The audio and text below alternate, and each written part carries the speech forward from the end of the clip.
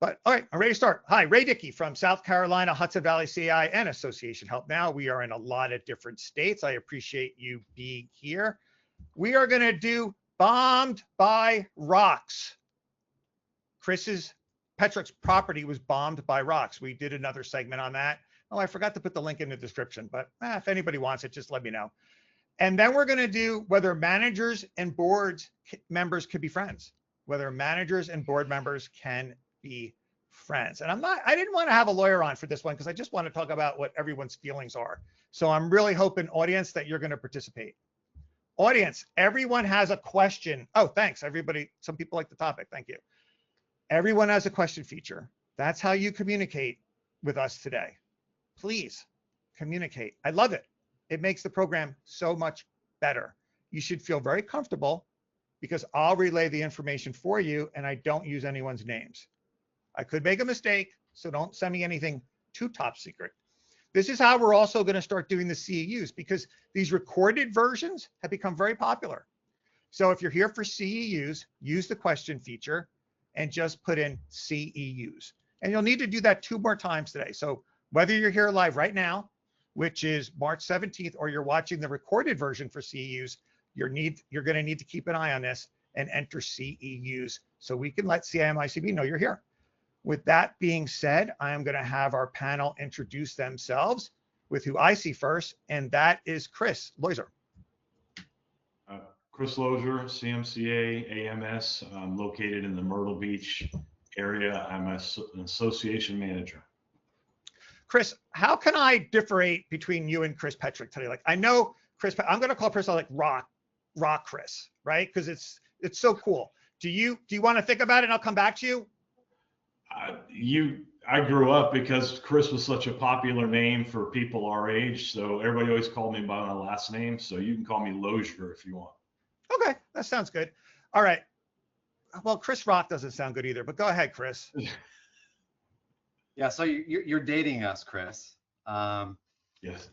So Chris Petrick, I'm a large-scale community association manager here in Maryland with First Service Residential and community. Not quite built out yet. At build out, it'd be around 2,000 homes. Right now, we're close to around 1,500. Dawn, before you introduce yourself, do you know that Chris has become like a celebrity? Chris Petrick now, he's like talking all over the place and everything. He's like in demand. Like he's probably not even going to come on the live streams anymore. He's becoming so popular. But go ahead, Dawn. My name is Dawn Becker-Durnan, and I'm an insurance agent. I specialize in community associations, and I also have my CERMS designation. I am with Acrisure. We're a national as well as international retail private insurance agency. And our group really looks at focusing on employee benefits, property and casualty, and all types of other insurance products. All right, so Dawn, get everybody excited before Chris starts talking, like kind of get everybody pumped up at what a big deal this was. Chris will fill everybody in, but get them all excited because these weren't pebbles. These are huge rocks, right? This is an Yeah. explosion. This was crazy. Pandemonium. All right, well, you got a little bit better there. Audience, Chris is going to tell you, imagine like Pompeii. Okay. Oh, jeez. Chris, go ahead. I mean, Pompeii's a little far-fetched, but on a smaller scale, you know, I mean, it was your typical September fall afternoon on a Friday around 3:30 in the afternoon. Our developer had hired a third-party blast company to come in and clear some rock so they could start you know, grading some areas of a particular parcel. And this has been done numerous times throughout the community for the last 18 years since it's been in development. And this particular instant was only about a quarter of a mile from our residence club, not even a quarter of a mile, maybe a little bit closer. Anyways, you would have thought that a bomb went off. Our residence club's about 40,000 square feet. Things came off of the walls. The entire building shook. And it was something that I definitely did not have on my bingo card for that Friday afternoon. And yeah, I mean, that's the what happened. I don't know, Ray, if you want to. Yeah, let interject me. anything. I think it was a lot bigger of a deal than that. So Yeah. this is kind of what happened. It's a beautiful sunny day, right, Chris? It was a beautiful day, right? It was. It And was. this construction company has been doing these blasts, like Chris said, for years next door, and not much goes on. But Chris, from what he told me, heard this huge explosion, much larger than he's heard before. And were you there, Chris, at that time, or you were coming in, right? You heard from. No, I mean, I was here in my office. Okay, I mean, you were here, right? Yeah. Usually when these things happen, if they do it right, you shouldn't hear or feel anything at all, because there's blast mats that go down. There's certain things in place. But this is a huge explosion. And by the way, Chris Loiser, I like to tell people that Chris was sunbathing. He says he was working. It's debatable. Yeah. I imagine him on a lawn chair sunbathing. This explosion is huge. And then, Chris, give people an idea what you start hearing from residents. Yeah. So, I mean, in a situation like that, clearly not many managers have been through something like this. So you very quickly in your head start to think, what do I do? And, so the first thing that I did was I went to the particular neighborhood where this was happening, because right across the street from this parcel were already established homes that were built, at the inception of Bully Rock. And, so as I'm walking the street, I'm looking down at the road and the turf and different areas. It is like meteorites hit everywhere and just lodge themselves into the ground. And looking at videos that people had sent me, I mean, again, I don't know why people were out taking videos when they know that there's going to be a blast going on. But some of these rocks went very, very high in the sky, extremely high, gained a lot of velocity on their way down. Some of the rocks were well over 40 pounds, large diameter. Literally, I believe we had over 25 homes that were impacted, some worse than others, but some of these larger rocks went straight down through people's roofs, through their kitchens, down into their basements. Some narrowly missed hitting people inside their homes. Luckily, nobody was actually injured. I mean, otherwise, we'd be having a much different conversation here. That's like a miracle. Yeah, absolutely. And, and then of course there was, damage to our tennis courts and our parking lot, and, multiple vehicles were hit. So it was quite the scene. So also Chris sent me a lot of photos. Chris Loiser, this wasn't like, Chris isn't saying it was one 40-pound rock and the rest were pebbles. 40 pounds just happened to be the biggest rock. It worked its way down from there. There was rocks. Yeah. Go ahead, Chris. Talk about, I want people to understand this wasn't like one big rock and everything else was pebbles. This was like a war zone. No, yeah. We, I mean, our tennis courts were littered with these, rocks just embedding themselves into the surface. Our homes on the other side of where my residence club is located were also hit. I mean, it was probably thousands of rocks. I mean, you have to think when they're blasting a site like this, just the sheer force of what they used to ignite this was just crazy. And so it was mayhem there for the first 48 hours, I would say. But the most important thing to do was just to get out to the street that was impacted the most and that was closest to the impact, see how the owners were. Luckily for me, the association does not own that particular parcel, and I'm sure Don can get into that a little bit more. So this was all developer owned property, but of course part of it was owners coming to me and my management team saying, what are you going to do about this? Why did you let this happen? Why did did you let this, blast occur and damage our homes? Why, Chris? So very quickly, it turned into, educating the owners and letting them know that, hey, listen, while the HOA is not directly responsible for this, we will do everything in our power to help coordinate and help work with you, to see you through this process. So very quickly, after, assessing what had gone on, I called my insurance company to let them know. Hold on. Yeah, go ahead. So I want to make sure we leave plenty of time for the insurance, because that's why we're like here today. So, and anybody that's interested in all the details, I'll send you the link, and there's photos there and everything else. But just to picture the scene, there's broken windows in people's homes. Chris is not exaggerating. One giant rock almost killed a lady. It went through the roof, through the kitchen, through the countertop, and landed in the basement. Cars are damaged. Tennis courts are damaged. These are not little rocks. This is literally like a war zone, basically. So Chris, people can go to get all the rest of the details, but you basically dealt with all the stuff you had to deal with, right? You were answering questions. Can you just kind of like get us up to the point with the insurance, but so we can get to that part?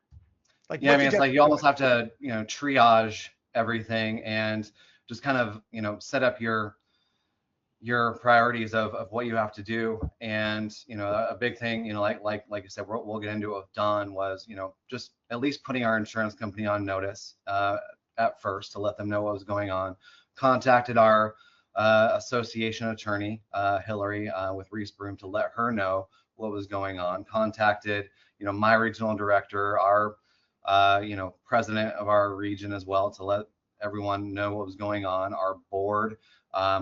And then, a big thing was I wanted to get a message out to the community, but I wanted to make sure that I had the correct information before just randomly, sending out a message, because I didn't want to create more questions than give answers. So the very next morning on Saturday morning, the developer who hired the third-party blast company met with me in my office. We contacted the explosives company to just go over everything that happened, just to make sure that we were all on the same page. And then we were able to create a message that went out to the entire community. And as you can imagine, we just gave updates. We kept giving updates for a couple weeks after the whole event occurred, just to keep people's minds at ease and try and answer those questions before they were asked. And then Chris, just so people know too, Chris is an excellent manager. He's highly experienced. He's managed high rises, big properties. This community that Chris is part of is a beautiful community, top-notch community. So they were lucky to have someone like Chris. Chris basically knew exactly what to do and how to handle it. And Chris, I remember saying how concerned you were about the residents. You felt bad about it because people were traumatized. Oh, absolutely. Yeah. I mean, in our jobs, we have to have empathy, right? I mean, like this is like, what if we live here? Like, how would we want to be treated? What are the questions that we're going to have? What are the next steps? And, just have to keep that in mind. So Chris goes through all that. Chris Loiser, he takes care of everything. He takes care of his employees. He just does everything actually perfectly. Seriously. Chris is like one of those people, Chris Loiser. On the surface, right? I mean, it probably is a scam. It probably is just on the surface. But anyway, I've made a lot of mistakes to get to this point. Okay. Who the heck? So just quickly, Chris, who were the parties involved in this? And then let's go to maybe Dawn and figure out. I'm so curious what happened and who paid for what. Yeah. So I mean, primarily, clearly we have all of we directed in our correspondence to the community, and especially those that were impacted. We sent separate messages to those folks that were impacted to give them all of the insurance information for the blast company.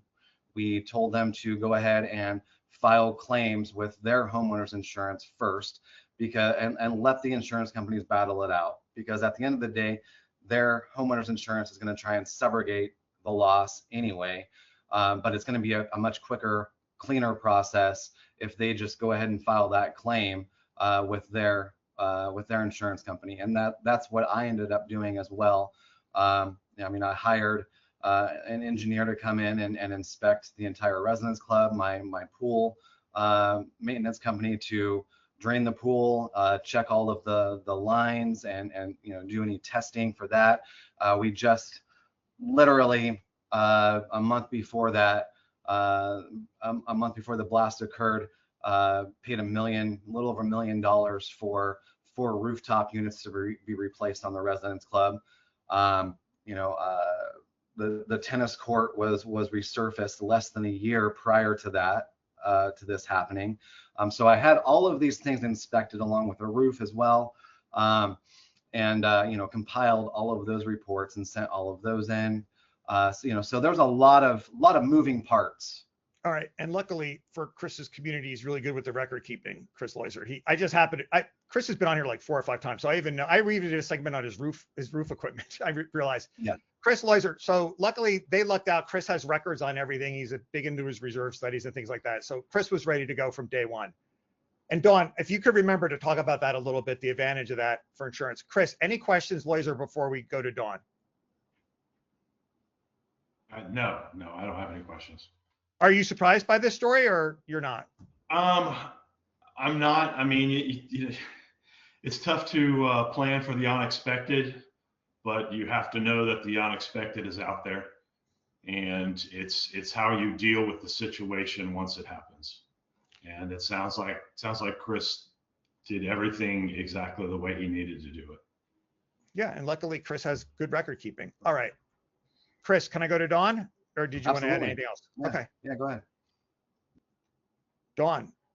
So, Lozier pointed out that planning is really important, and Chris Petrick evidently had some sort of disaster planning as far as the contact and the notification. And I think that's one of the most important things when something unexpected occurs is, what is your plan? And if you don't have one, I hope you think about today during the session creating one. There are a lot of informational sort of plans out there, tests, samples, and et cetera, what to do in an emergency. But notification of what's going to occur next seems to be, in my mind, the best way to stave off frustration from your homeowners. Now, this wasn't an issue for the HOA essentially, but it impacted the HOA. So the residents are going to look for one source to get their information. So Chris having those updates was going to be very integral to smoothing it out and making sure that the process was as seamless as possible to get everybody rebuilt. But the association was affected though, because they had claims too, right? Of course, it sounded like Chris had a lot of documents about the work that's been done. I can't impress this upon you, board members and managers. It's so important to go over that schedule of insurance and determine what is to be insured and the proper values. We're seeing an increase, of course, in the cost of materials and labor. So if you don't have enough insurance at the time of the loss, that's going to be a really tough spot, and it results in special assessments at that point. Yeah. Do you want me to go into detail a little bit about the insurance process and what Please. happened? So, again, I filed the claim with our insurance company knowing that they were going to subrogate the loss. And after receiving all of the invoices and reports and everything that were done after the loss and submitting them to the insurance company, I was not pleased to find out that, and I won't name who the actual carrier is, but they came back, with these thousands of dollars, tens of thousands of dollars of, repairs and inspections that had to be done. They came back and they said, well, we'll pay for the repairs, but we're not going to pay for any inspections that you scheduled to have done because we didn't order the inspections. And, to me as a manager, I'm thinking, okay, well, that makes zero sense. You'll pay for the repairs, but how do I know that I have repairs unless I get things inspected, right? And the time is of the essence in a situation like this, because in a blast scenario, I didn't know if I was going to have a cracked, foundation, many areas of the residence club. I didn't know what else I was going to find. And so I wanted to get things done quickly. And, luckily for me, I was able to have a great, frank conversation after talking to our attorney with the blast company. They had already owned it. They knew that they had, screwed up. Everything was their fault. they ended up, I ended up circumventing, getting paid on the majority of the claims from our carrier. And the blast company said, you know what, Chris, we will, and I was very lucky, again, All right. they said, we will just go ahead and we'll deal with the insurance companies, and you send us the invoices and we will pay all of these vendors directly. All right, let's take I want to make sure we hit this Yeah. part with Dawn, because Yep. you got lucky, right? I did, very.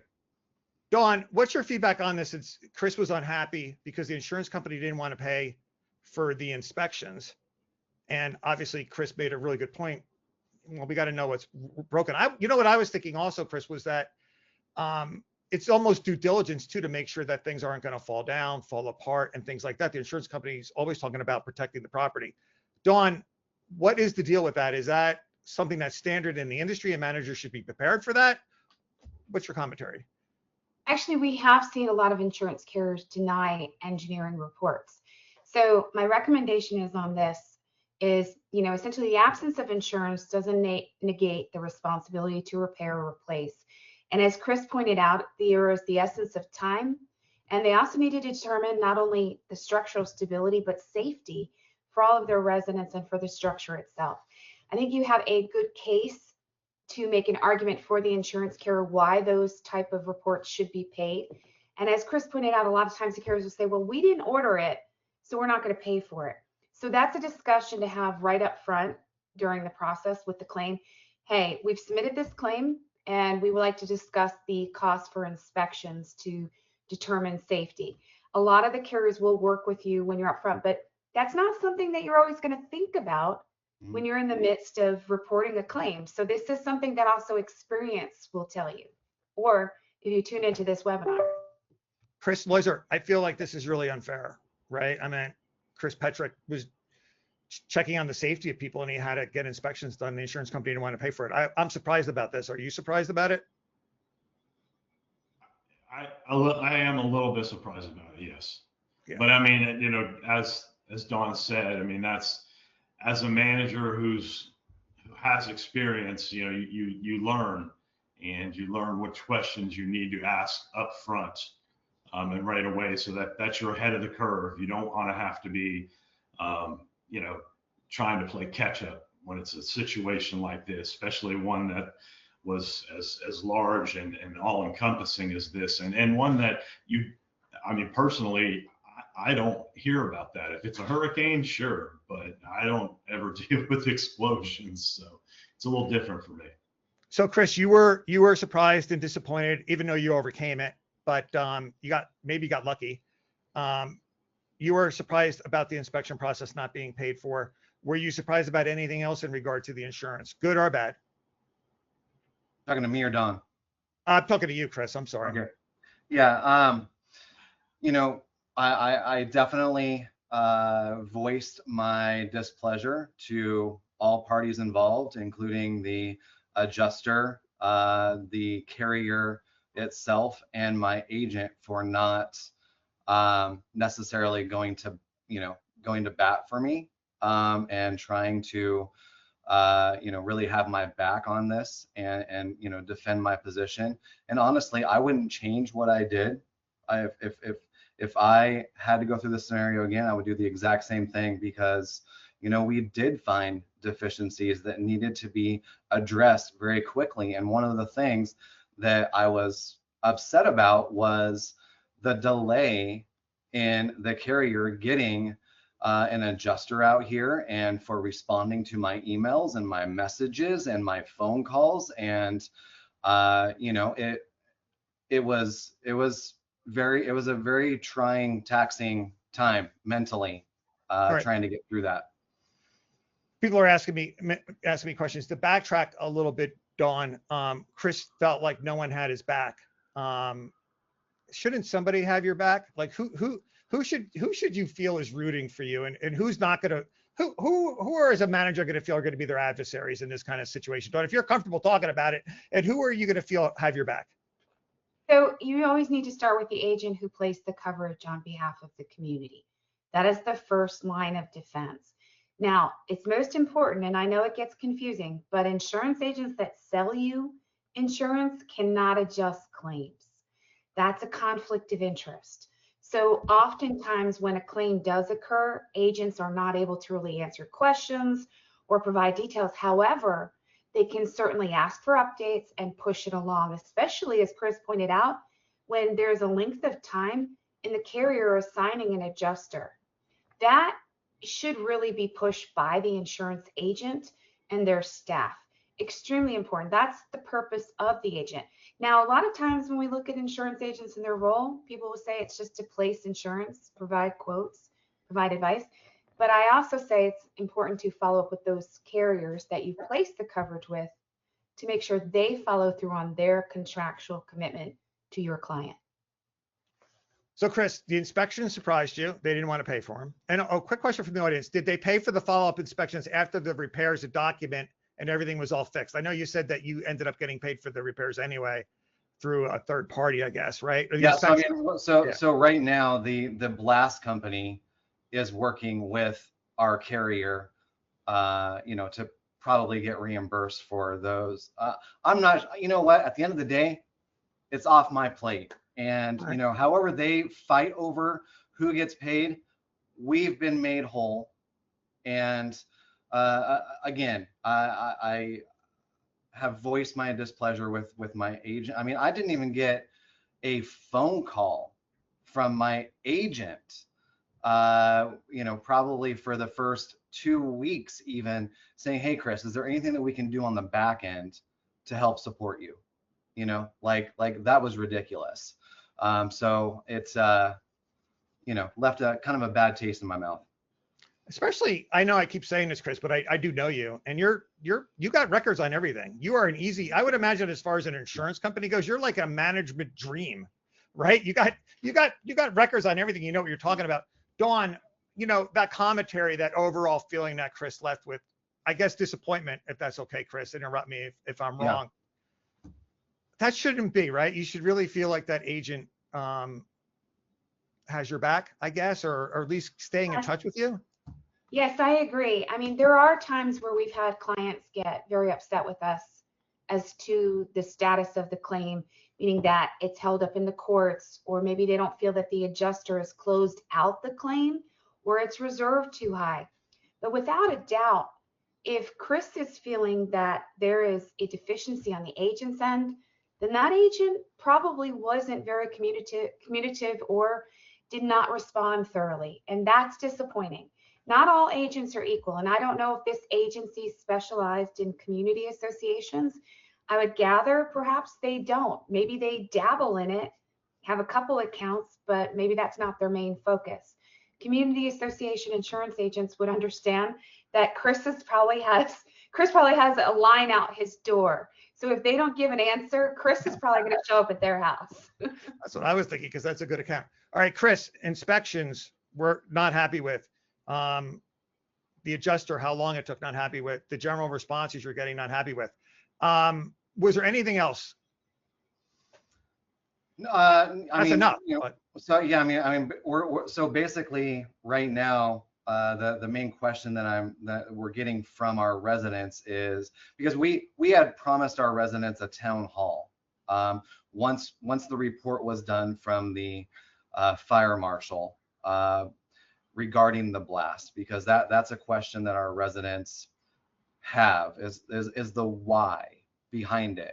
We still don't even know exactly the reason why it actually happened, right? So our residents, of course, are inquiring about the why, so it doesn't happen again, right? And so, but we can't set up a town hall with the blast company and the developer until we get that fire marshal's final report. And apparently the fire marshal's quite backed up, and it could take another 6 months before we get this report. And so of course owners aren't happy about that. And again, it all comes back to educating the owners about who's responsible for what. But we're doing all that we can do prior to that happening. I believe that you definitely are. Chris Loiser, do you have any questions for Chris or Dawn? I know I'm putting you on the spot. You had no idea we were going to be talking about this. Yeah, well, the only thing I have to say is what was it like for the hierarchy of your company? Were you getting support from the people above you?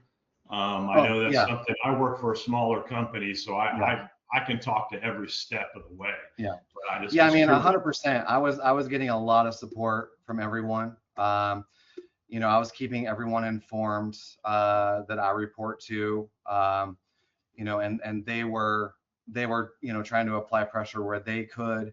Um, but yeah, they were 100% supportive. Chris, that was a great question, and I would have never think about Yeah, asking. It's funny how you went right to that because it makes perfect sense. What are my bosses going to do? Who's going to support me here at the office? yeah, Yeah, well, working for a smaller company, like I said, we all talk to each other. So if there's something that I'm going through, I only have a few steps to go to get to all the way to the owner of the company who's probably gone through something or at least can help me directionally. Because yeah, something like this, I mean, like I said before, I mean, where I am located, it's hurricane. I would never, if an explosion happened, I would be way out of my element. yeah. I mean, kind of going back to what Don was saying and what Ray was saying about having an emergency plan in place. Yeah, I mean, we can have an emergency plan in place, but how many of us have an emergency plan in place for an explosion or a blast, right? Like I said, this was not something that I had on my bingo card on a Friday afternoon. I mean, I can do floods, I can do fires, I can do accidents, I can do all of these other things. Like when I was in South Carolina, I had hurricanes. Up here, I deal with a lot of snow. Like all of these things, you can kind of have a rough idea of how to handle that situation. But this is something that was very, very unique, right? And you just have to kind of pull from what you've done in other scenarios to try and bring it all together. And you know, now Right. now I guess I have a playbook for when this happens again, which hopefully it never will happen again, but I'll be in a Exactly. better position. Chris, I That's have what I one. wanted. Oh, Go ahead, sorry. Dawn. I wanted to ask Chris, since then, have you provided an updated written disaster plan or an evacuation plan or what to do in certain scenarios? Have you coordinated with the local fire department or emergency services to look at your egress and your Yeah. ingress to make sure that people can get out? Where do you congregate? How do you get the news out? Yeah, What so that's happens a if it great happens question. again, Chris? Do you have Yeah. a plan? That's a great question. Yeah, so we actually our we have 7 committees, and one of them is the safety and security committee, and there's actually a subcommittee that broke off that has created a CERT, which is a community emergency response team, and it's the only one that's been created in our entire county, and they have full support, from fire and from police, all of the emergency services, and so we have our plans are constantly getting better as time goes on. They have over, I think it's 20 or 25 full-time volunteers now that are all, CPR, first aid, everything that you can imagine certified for when one of these events or scenarios happens where people actually need help. So it's getting more robust every day. Chris, I have a question to wrap up. Has it absolutely been 100% determined that this wasn't your fault? Oh, absolutely, 100%. Are you sure? Because I'm questioning it. Yes. How do I know Oh, you are weren't you? the cause for this explosion? Yeah, Nobody's yeah. I mean, just like when assessments go up, it's always my fault that assessments go up, right? Yeah, okay. All right. yeah, Well, there you go. Chris Loiser. I love that Chris Loiser was honest that we encounter things that push us to the deep end and not to be ashamed that this is a new experience. Sometimes my self-esteem gets in the way of being humble enough to say I am in over my head. Thanks for that. People appreciated your honesty, Chris, and I appreciate the commentary. That was really nice of you to share that with us.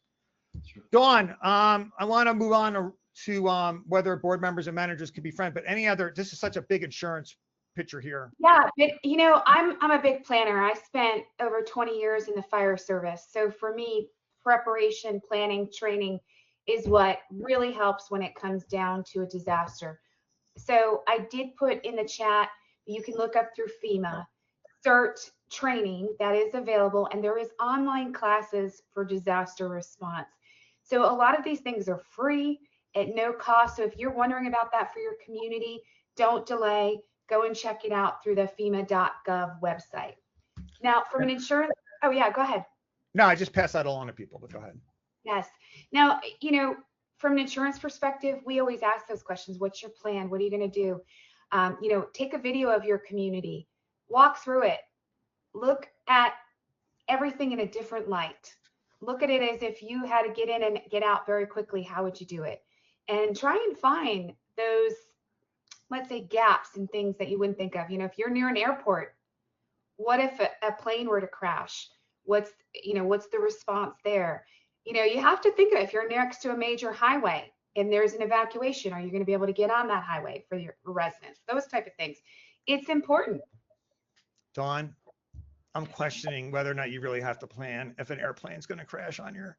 I think you have to plan for everything. You are an over planner, but that's why I've you're got a getting a job. neighborhood that has the airline goes straight over the neighborhood. So it's not beyond the realm of possibility. I think it's going to be out of the realm of the manager handling it pretty quickly. That I agree with. But, communities that have airports. That's different. I didn't say that. I'm just talking about planes. All right, planes flying around. Chris, thank you so much. And I'm not really, Chris doesn't pay me anything, but I will tell you that Chris is a very good manager. And I know that for a fact this made the process go by a lot better because he has a lot of videos with us about communication and things like that. And just about everything you've ever talked about, Chris, came into play for this thing, right? Yeah, pretty much. Yeah, no, it's, and just going back to the CERT thing real quick. Don, ours was formed because we have a CSX bridge that goes over one of our entrances on the backside of the community, and it was formed because they were afraid that if there was ever another train derailment situation, they wanted to be fully prepared. Listen, we've done thing on search. You brought that up. The trains, and also look at what's next door to you, manufacturing facilities. Just in South Carolina last week, the schools up in York County were evacuated twice because a solar manufacturing company had a spill of a chemical. So those are just things that you don't think it would happen to you, but it can. It's hard enough being a manager without us telling people to worry about all these other things, but I guess they have to. Dawn was my first call when my building was evacuated in February 2025. I'm sure that Dawn is the first call for a lot of people. Okay, before we do managers and board members. What's that, Dawn? I said, unfortunately, before the attorney a lot of times. I know, it's true. Before I go to the next topic, if you require CEUs, especially if you're watching the recorded session, now you need to go to your question feature and just say CEU. Say CEU. And I'm going to leave it up there and give it another 10 seconds so nobody can say everybody's going to say I went by too fast, Chris. I guarantee it. What? It went by so quick, I didn't have time to do it. Okay. Put in CEU under the question feature for me so I can let CMICB know that you are here.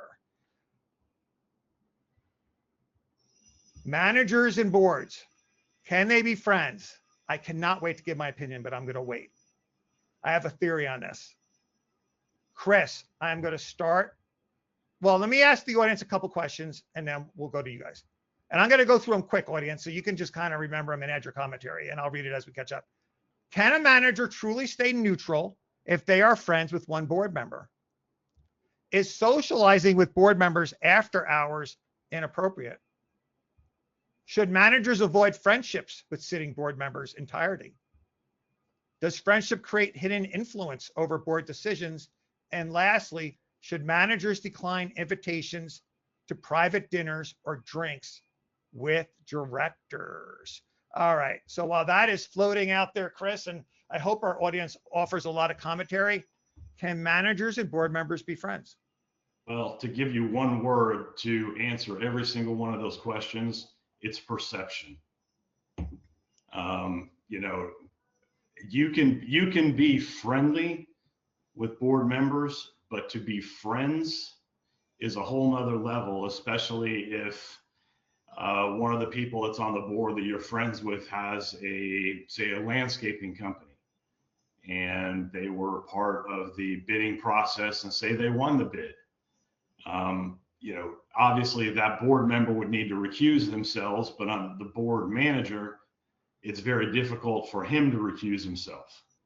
So it does make it very difficult to have that kind of relationship. I personally, I will talk with all my board members. I will be friendly, even if it's something I don't agree with or something that I may have something negative to say. But to become friends outside, that is something that personally that I just won't do. A lot of comments from the audience. I'm going to kind of keep up with them as I talk to you guys. Yes, you could be friendly, but you can't be friends. It's so hard, especially when they take it personally. When you decline invitations, they do take it personally. They are clients only. Perception of special treatment, friendly and professional, but remain in the employer-employee relationship.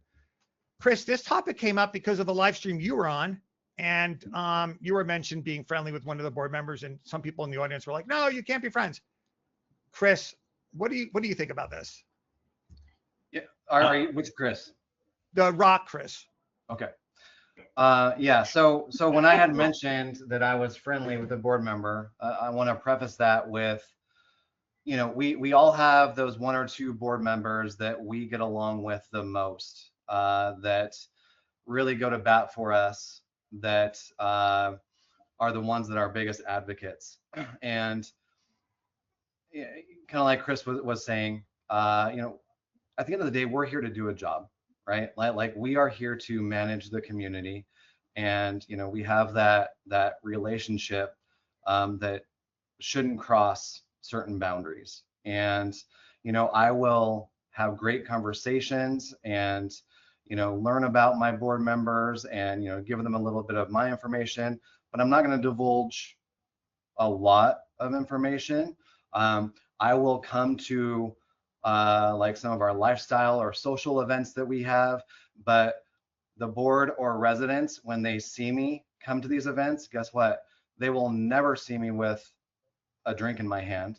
They will never, because it's all about optics. It's about that perception. And the last thing that we need in our communities that we manage are rumors going around. And we all know how quickly those rumors can spread. And, so you just have to be really careful about it. And I feel like, some managers maybe learn that the hard way. But yeah, it's not a great idea. Let me hit some of the talking points here, Dawn.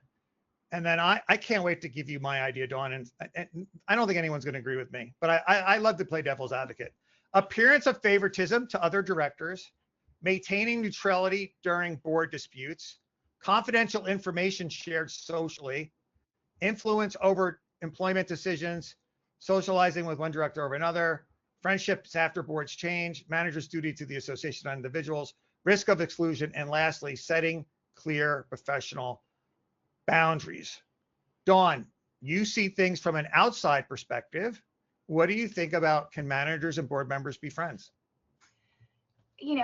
I will say from my perspective, I think I probably can count on two fingers how many times I've seen a board member being good friends with a manager. I just really don't see it. Most of the managers really keep that professional and segregated. And if they are friends, it's perhaps like a childhood thing or something that came up.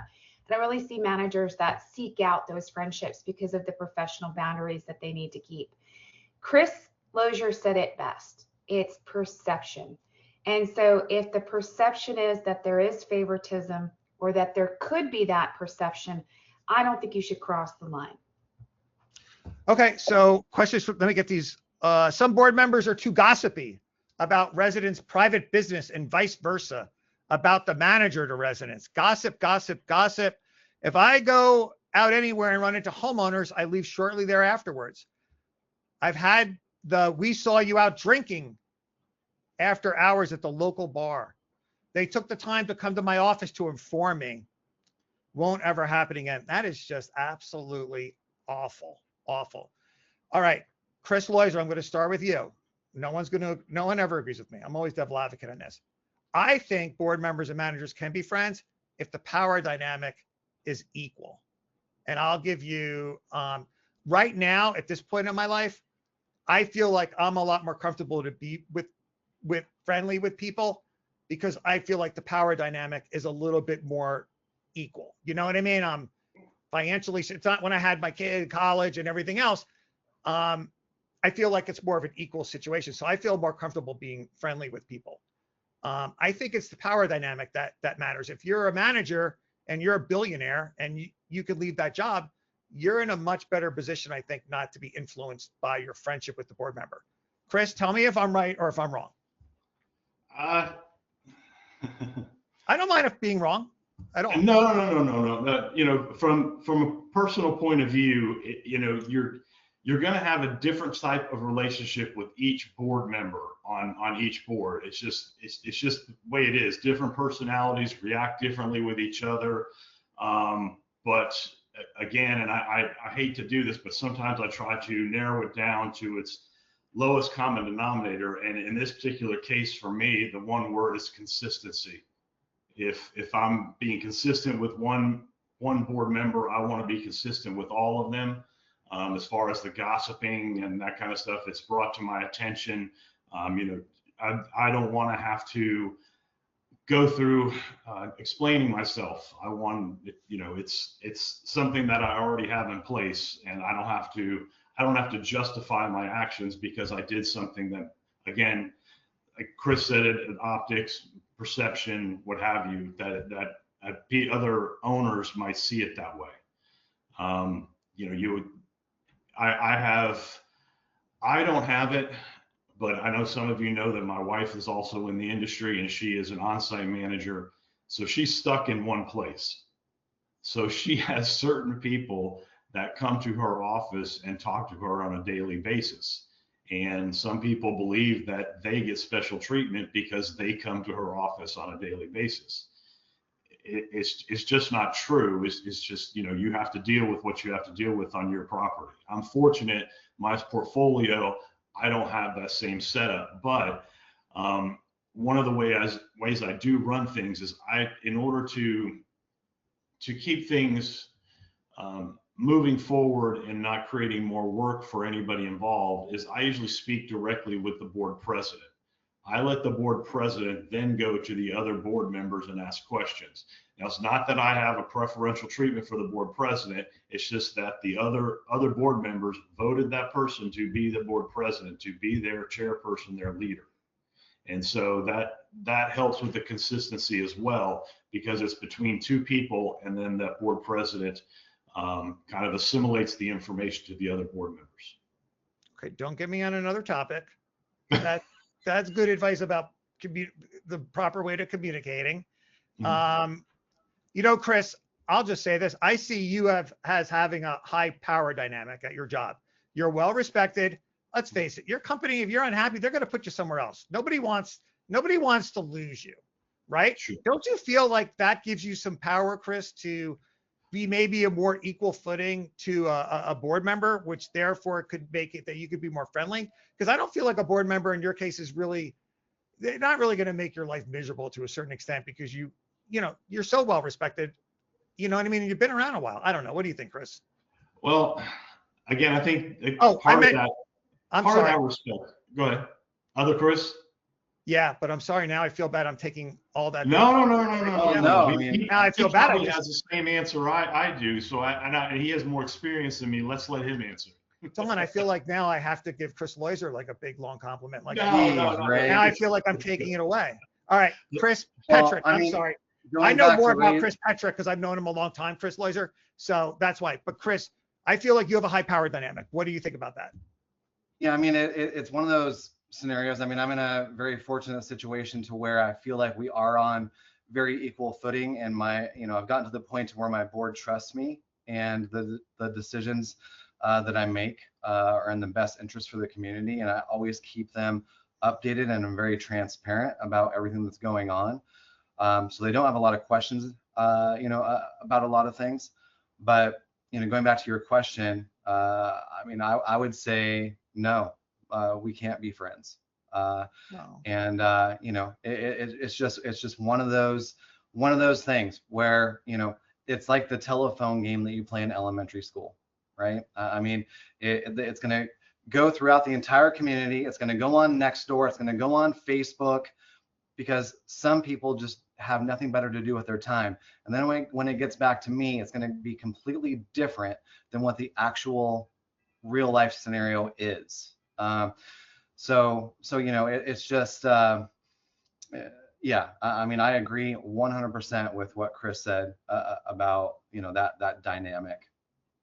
Dawn, isn't it interesting that I like their perspective, which is the accurate one, right? Because I'm not a manager. You know, Dawn, I was thinking of an example. I don't want to say his last name, but you know, Larry is a good friend of mine. But for a long time, Larry was a big client of mine. But Larry hasn't been working in the industry for a long time, and I'm still good friends with Larry. So don't get me wrong. I think I'm sincere with my friendships, but I think we were always on an equal footing. Dawn, you're not a manager. Do you at least see my perspective on this, or am I just completely wrong? And I don't mind being wrong. No, I can see your perspective on it, but again, I think it's really about perception. Again, I can't, you know, Chris really hit the nail on the head with that. And I think that a lot of our community association homeowners are sometimes looking for that axe to grind. And I don't want to leave them any ammunition. So for me, I think it's better to keep that boundary very strict. Even if you Don't get me wrong, there are scenarios where when I was a portfolio manager or the previous site that I managed, I am now friendly with some of those previous board members because I no longer have that same dynamic, right? Like we no longer have that you know, client vendor relationship. It's kind of sad in a way. I think in a way because like I know Chris Petrick a lot longer than I know you, Chris Loiser. So because you're just on equal standing, so you could definitely, you know, be friendly with people. And I'm not surprised. I guess you guys are so worried about the perception, and it sounds like you're just, you know, we just end up kowtowing to people that are just out of touch with reality to a certain extent. Chris Loiser, what I just said make any sense at all, or? It does. I want to go back to one thing that Chris said that is so true, and I use the analogy all the time, and that's that old game of telephone. You know, it starts out as one thing, and by the time it gets back around, it's something completely different, which is why a lot of times, you know, when we dress a board, we do it, you know, obviously during a board meeting and try to make sure everybody understands the what we're trying to get across. That way, there's no misconception. And you know, people don't have they don't have worries that we're leaning towards other members on the board. It's you know, it kind of makes it even, I would say. Being on site is a different animal than portfolio management when seeing and speaking with residents. It's unfair to managers that they don't have the excuse that they cannot be friends. You know what? That makes a lot of sense, right? If Dawn, if we set this up in the industry, I guess it's a lot easier for managers if there's a policy where you can just say, look, I can't go to your party or I can't go here. I guess managers want to have that as a fallback so they're not personally insulting people. Dawn? Commentary? Agree? I agree. I think I agree. And also just too thinking about situations where we have the employee relationship, and there are times where your friend gets promoted and now becomes your employer or your boss, and we have to look at those lines. So this is a common thing. It's not that this is abnormal. It's just you have to really look at each situation on its merit. Yeah, Right. I mean, I have a great example. Like right outside my office is our parlor room, and Tuesday and Thursday nights, the poker club gets together, and for the last 3 years, they've been saying, Chris, you need to join us for poker. Come play poker with us. No, I'm like, in the very nicest way possible, I'm like, I really would like to get home. You know, I mean, luckily for me, I live almost an hour away. So if I do want to go out, people aren't going to see me. But the last thing I really want to do is sit at a poker table with a whole bunch of my residents, some who I get along with really, really well, some who I don't. That's, you know, perception. You're getting it up like 2 thumbs up on that. I don't want to be friends with the residents. It's nothing disrespectful to them, but I don't want to be. Actually, that's a really good point too, Chris Loiser. Like, it's for you guys, it's work, right? Yeah, well, and I will say the only caveat to that is, I if I switch a company and I have, the previous portfolio, and there's members on that board that have always had they've always wanted to have more of a relationship. And once I switched companies, once I switched companies, they were calling me up saying, yes, let's go out and have a drink. Let's go do this. Let's, why don't you come out now and play pool with us? Things like that. But even with that, I still kind of have to back away, because what if the company I works for takes on that property and then I'm kind of caught into a precarious situation. Chris Loiser, is it hard because a lot of the residents fall in love with you? How do you handle that? No, but it must happen all the time, right? Don't they fall in love with you? And no, but I do say I try to treat them with the same respect they treat me. So I think that goes a long way. Dawn, female managers have to be especially careful with dating vendors or residents. I think well, I'll let you comment, Ariana. I think being a female is tough. So a long time ago, being in the fire service, I'm one of the few females, and I had a real rule for myself that I would never violate. I would never date anybody that I worked with or anybody that I was on the fire department with, because emotionally in a time of emergency, that can be a real conflict. Your mind would be on your loved one versus the emergency at hand and safety. That being said, I know that there are a lot of people that have met their significant other in the industry that they work in. So if love, Cupid hits your heart, it's a tough situation.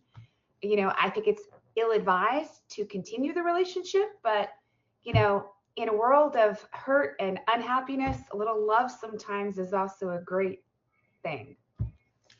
Chris, did your wife fall in love with you because you're a manager? She was just so. No, odd situation. We were together prior, and I wound up sitting and taking the CM100 to see if it was something I was interested in. Passed it, went to work for the company that she actually worked for.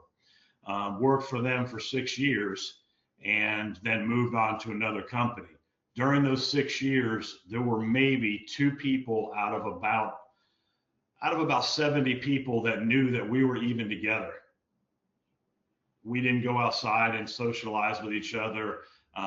When it came to like the Christmas party, we would socialize with other people. We made it a point to make sure people knew that there was no, one didn't get the job because of the other, there was nothing going on. But now that we're with different companies, it's not a big deal now. Okay, excellent. If you are here for CEUs, click yes. It's the last time you have to do it. Click yes. All right, really quick, like 20 seconds of closing thoughts here. Chris Petrick. Yeah, just as far as the insurance goes, just make sure to keep all your documents in order, because you will need them when you're filing your claim, and to recall all the information when it's necessary. And then again, I can't emphasize enough, just stay professional with your residents and your board. My current and former board members nag me relentlessly to go out to lunch, meet for dinner, and have drinks, etc. I've run out of reasons to say no. That's terrible. I feel sorry for you. Honestly, they should know better. The other board members should correct them. Chris Loiser, closing thoughts. On anything. The biggest thing is that no, I don't believe you can be friends with the board members, but I definitely believe you can be friendly. That's a really, you got good little taglines, that we could use for video shorts. Yeah. Dawn, someone is saying, isn't Dawn your friend, Ray? Dawn is my friend, but I'm terrified of her. She could shut me. I'm terrified. Absolutely terrified. She could ruin me in a heartbeat. She's that powerful in the industry. Okay, Dawn, go ahead. So while we were recording this webinar, a meteor just hit Cleveland. No joke, just about an hour ago. So you just don't know when disaster can happen. So my real hook here is that please start your disaster planning. Even if you're a small community, just have something in writing. And this also helps as far as the conflict of interest with any relationships. You can include that in your quote unquote handbook for the community. At least we know the meteorite wasn't Chris Petrick's fault because he's been here with us this whole time. So he's off the hook. Yeah, I've been wondering, like I've been getting all these calls from Cleveland this morning. Yeah. I want to thank everybody. I want to thank somebody wants a sample, Dawn, so I'll check back with you and give you their information. I want to thank everybody. I want to thank everybody for being here. Chris, great job on the rock thing. Chris, always great to see you. Dawn, always good to see you guys. And I'll see everybody next time. Thank you so much. Much appreciated. Thanks, Bye, everyone. Everybody.